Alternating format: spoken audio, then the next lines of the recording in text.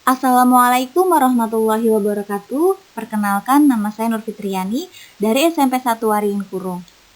Sebelum saya membahas materi hari ini, jangan lupa kalian klik tombol subscribe, like, share, dan komen sebanyak-banyaknya karena semua itu gratis.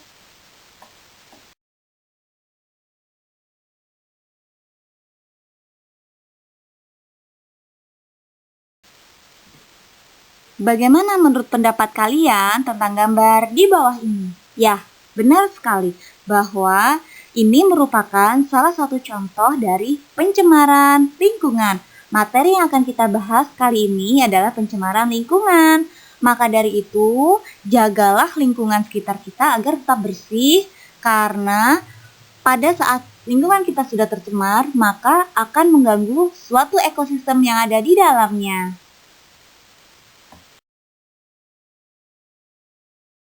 Pencemaran lingkungan menurut Undang-Undang Republik Indonesia Nomor 23 Tahun 1997 merupakan masuknya atau dimasukkannya makhluk hidup, zat, energi, dan atau komponen lain ke dalam lingkungan atau berubahnya tatanan lingkungan oleh kegiatan manusia atau proses alam sehingga lingkungan menjadi kurang dan atau tidak dapat berfungsi lagi sebagaimana peruntukannya. Pencemaran lingkungan dibedakan menjadi 3. Yang pertama, pencemaran air, yang kedua, pencemaran udara, dan yang ketiga, pencemaran tanah. Pencemaran air.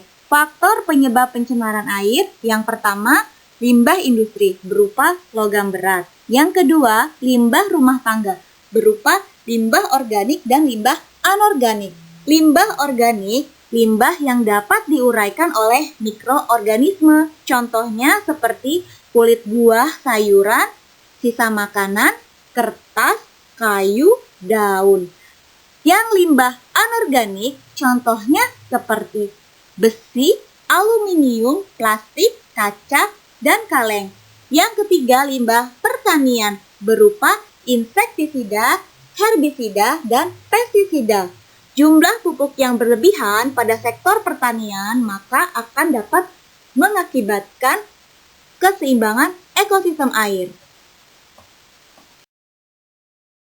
Dampak pencemaran air. Yang pertama, penurunan kualitas lingkungan sehingga mengganggu keseimbangan ekosistem.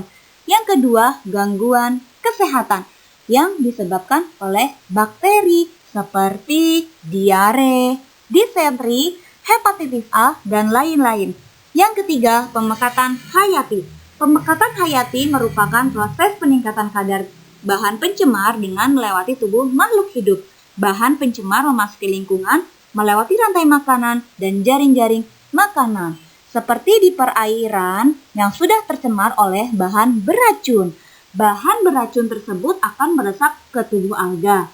Lalu hewan-hewan kecil zooplankton akan memakan alga. Kemudian zooplankton akan dimakan ikan-ikan kecil dan ikan besar akan memakan ikan yang kecil. Apabila ikan-ikan besar tersebut ditangkap oleh manusia dan dimakan, maka bahan beracun tersebut akan masuk ke dalam tubuh manusia. Yang kelima, mempercepat proses kerusakan benda. Contohnya seperti H2S. Gas ini dapat mempercepat proses perkaratan pada besi. Upaya penanggulangan pencemaran air. Yang pertama, penghematan air bersih. Yang kedua, IPAL, instalasi pengolahan air limbah dengan menggunakan metode penyaringan. Yang ketiga, pengolahan ekskreta dengan 3 prinsip ekologi yang dikenal dengan recycle, reuse, reduce, repair. Recycle mendaur ulang, misalnya sampah yang dapat diurai dijadikan kompos. Yang kedua, reuse, penggunaan ulang seperti sampah yang tidak dapat diurai. Contohnya seperti botol bekas sirup yang dapat digunakan kembali untuk menyimpan air minum. Reduce, penghematan. Contohnya seperti jika kita berbelanja ke pasar supermarket, sebaiknya dari rumah kita membawa tas sendiri. Jangan meminta kantong plastik dari supermarket. Yang keempat, repair, pemeliharaan. Contohnya, membuang sampah tidak sembarangan, terutama tidak membuang sampah di perairan. Faktor penyebab pencemaran tanah. Yang pertama, limbah domestik seperti plastik, serat, keramik, cat, oli, deterjen. Yang kedua, limbah industri, pabrik gula, kertas, dan lain-lain. Yang ketiga, limbah pertanian. Penggunaan pupuk, pestisida, dan urea yang berlebihan maka akan menghambat proses pensuburan tanah. Dampak pencemaran tanah, terjadinya kerusakan tanah, tanaman tumbuh tidak normal, tanah menjadi tidak produktif, erosi tanah, banjir, dan kekeringan. Upaya penanggulangannya, yang pertama, remediasi tanah. Remediasi merupakan kegiatan untuk membersihkan permukaan tanah yang tercemar. Yang kedua, reboisasi, penanaman kembali. Yang ketiga, membuat sumur serapan air.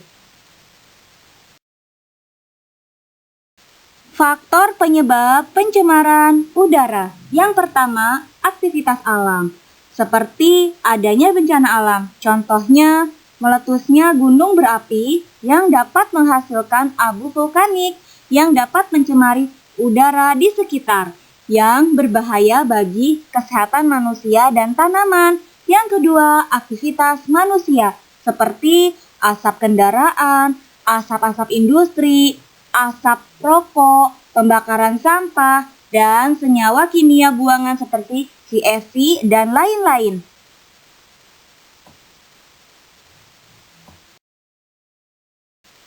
Dampak pencemaran udara. Yang pertama, bagi kesehatan, seperti infeksi saluran pernafasan. Yang kedua, bagi tumbuhan.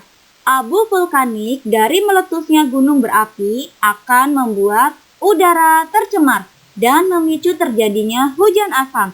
Hujan asam mengandung senyawa sulfur yang bersifat asam. Kondisi asam ini dapat mematikan tanaman setempat. Yang ketiga, efek rumah kaca. Konsentrasi karbon dioksida dan karbon monoksida yang tinggi di atmosfer akan memicunya terjadinya efek rumah kaca, yakni peningkatan suhu bumi. Yang keempat, rusaknya lapisan ozon. CFC merupakan senyawa yang sering digunakan dalam produk-produk pendingin seperti freezer, AC, dan aerosol. Ketika CFC terurai di atmosfer, maka akan memicu reaksi dengan oksigen, penyusun ozon. Dengan demikian, ozon terurai dan menyebabkan lapisan ozon berlubang.